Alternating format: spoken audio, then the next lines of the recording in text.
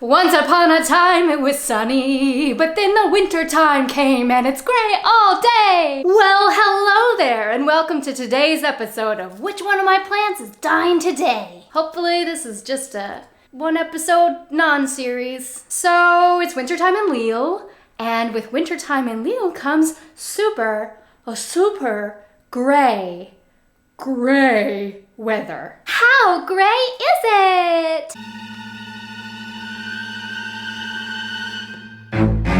It's gray.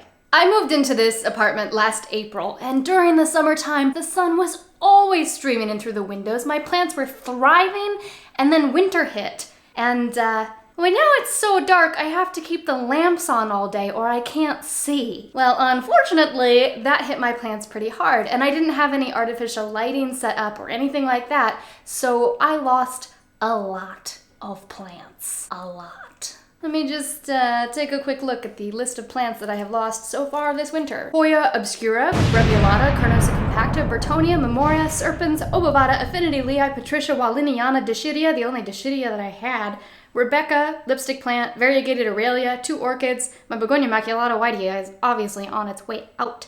And then this past summer, I had a spider mite infestation while I was on holidays, so I wasn't here to treat it, and that took out my fiddle-leaf fig, my Calathea medallion, and my Calathea mosaica network. So you could say that I lost quite a few plants the past couple months.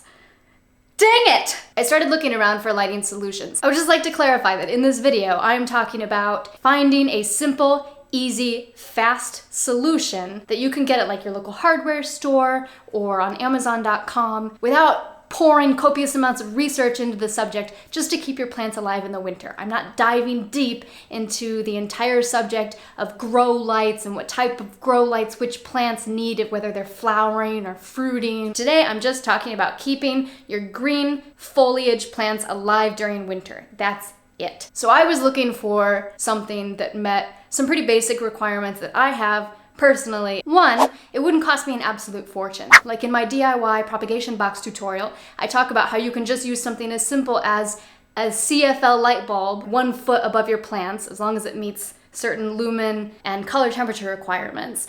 But if I bought 10 of those, then I would have to buy 10 clamp lamps or 10 of the cheapest lamps that I could possibly find and put them all over my apartment.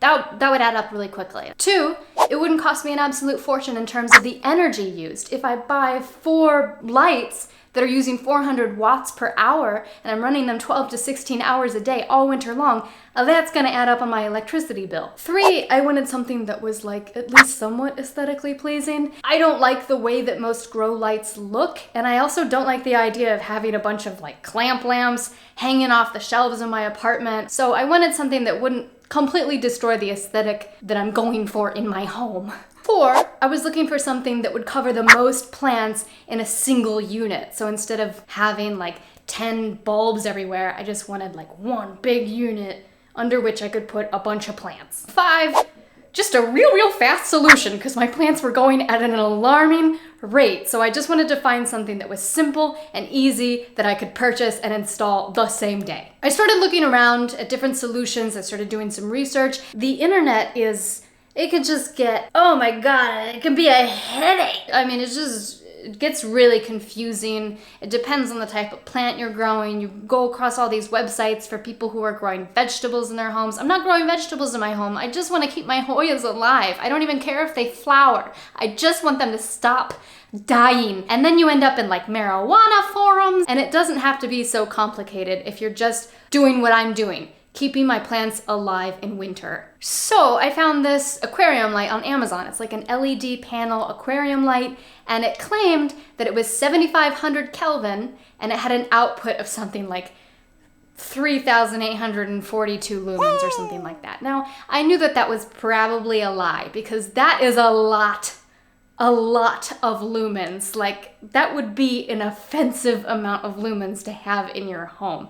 But in the reviews section of the Amazon product page, there was person after person saying, my aquarium plants are thriving under this light. And so I thought, well, hey, if their aquarium plants are thriving under this light, then maybe it'll at least keep my Hoyas alive. Now, this is not a sponsored video of any sort. I don't know anything about the company who makes this lamp. I know it was made in China, and that's about it. So I decided to buy one since it was reasonably priced and see how my plants performed under it for a few weeks. It's working so well that I just bought a second one. I would guess that this LED light actually puts out about 1,000 lumens at the surface. And using kind of a questionable light meter that I have, I can tell that my plants, at the distance that they are from the actual light source, they're probably getting around 300 to 400 lumens, which is doing them just fine. My begonias are putting out new leaves. They're growing like crazy. I have some Hoyas under there. I'm not seeing a lot of activity there, but the Hoyas were completely dormant when I put them under the lamp. And it could just be because I'm running the lamp for 12 hours a day. Maybe if I cranked it up to 16 hours a day, the Hoyas would be more responsive. So let's get into the most basic, simple houseplant lighting solutions. I'm not talking about like bulbs that are manufactured and marketed specifically towards growing houseplants or anything like that.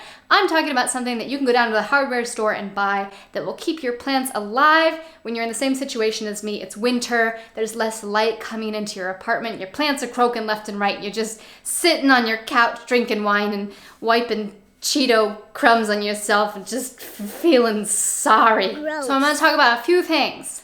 Watts, lumens, and the Kelvin scale. Watts are a unit of power, and this is what directly affects your electricity bill. Lumens are a measurement of light output, how bright a light source is and how much light it actually puts out. Like a light bulb that puts out 1600 lumens is very bright, whereas a light that puts out like 400 lumens is going to be way more dim. And then the Kelvin scale is how we measure color temperature of a light source, from warm to cool. So like you go down to the supermarket or the hardware store to buy a light bulb, and you see the package will either say warm light or cool light. Warm light is usually around like 2700 Kelvin. That's like a nice warm cozy hue to have in your home, and it still allows colors in the home to remain true. It doesn't cast like a weird orange or blue hue on things. And then cool light would be like 5000 and up. Now getting really low on the Kelvin scale, you have like 1850. That's like a candle flame or the sunset. That's like a really orange color. If the bulbs in your home were like 1850 on the Kelvin scale, everything would look a little orangey and yellowish. It'd be a little weird. And I personally don't like to use anything above like 3000 Kelvin. It's not very relaxing. I find it a bit, A lot of people still refer to the watts on a light bulb package when they go shopping for a new light bulb. But that's because back in the olden days when we used incandescent bulbs, that's kind of the gauge that we used. We were like, oh, a 100 watt bulb is super bright. Like that's what we put in the kitchen so we can see what we're doing so we don't chop our fingers off, because a 100 watt bulb has something like a 1600 lumen output. And then in the bedroom, you could use like a 60 watt incandescent bulb because that's, it has a lower lumen output. It's a little less bright, it's a little more cozy. You can have a nice warm bedroom setting. But we don't use incandescent bulbs in our home anymore because they're not economical and they're not ecological, and we just don't like those anymore. We use CFL and LED bulbs because they use less watts, but they can put out the same amount of light, the same amount of lumens as their incandescent cousins. So when you go to the store to buy a new light bulb, you shouldn't look at the wattage anymore. That's not really going to tell you how bright that bulb is. Although on a lot of packages it will say like it uses 23 watts and it's the equivalent of a 100 watt incandescent bulb, but not all packages say that. What you should look at is the lumen output. That's going to tell you exactly how bright that bulb is and how much light it's going to cast in the space where you're using it. So what does this have to do with plants? What do I need to know in order to buy a light bulb that will keep my plants alive? And again, I'm just talking about like green foliage growth, just keeping your green plants alive until summer comes back. According to the research that I have done, as long as you can provide 300 to 800 lumens per square foot of plant, then your plants should do just fine. The most basic lighting setup that you can use that's like cheap and simple and easy and fast and like all the things that you need when your plants are dying is like a CFL or an LED bulb that falls 6,500 or higher on the Kelvin scale. So that's very cool light that mimics daylight or an overcast sky, and that has an output of like 1,600 lumens, and keep that about 1 foot away from your plants. They will thrive really well under that. And even I just have an LED panel with probably an output of 1,000 lumens, and my plants, at the distance that they are, which is about a foot from that, are getting around 300 to 400 lumens, and my begonias are thriving. Another good question is, how long do you light your houseplants per day? They usually benefit the most from between 12 to 16 hours of artificial lighting per day. You cannot compensate for that by using a brighter bulb or by putting your lighting source closer to the plants. You can't like make it super bright and run it for only 6 hours a day. They really benefit the most from between 12 to 16 hours of light per day. Personally, I'm giving mine 12 hours of light per day. I keep it on like a little electric outlet timer, so it runs from 3 a.m. to 3 p.m., and that's doing them just fine.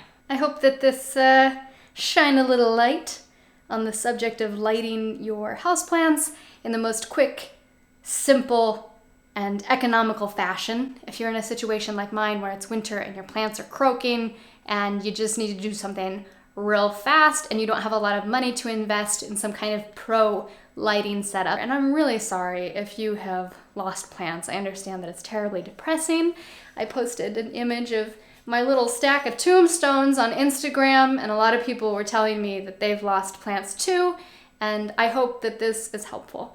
So thank you so much for watching. I really appreciate it.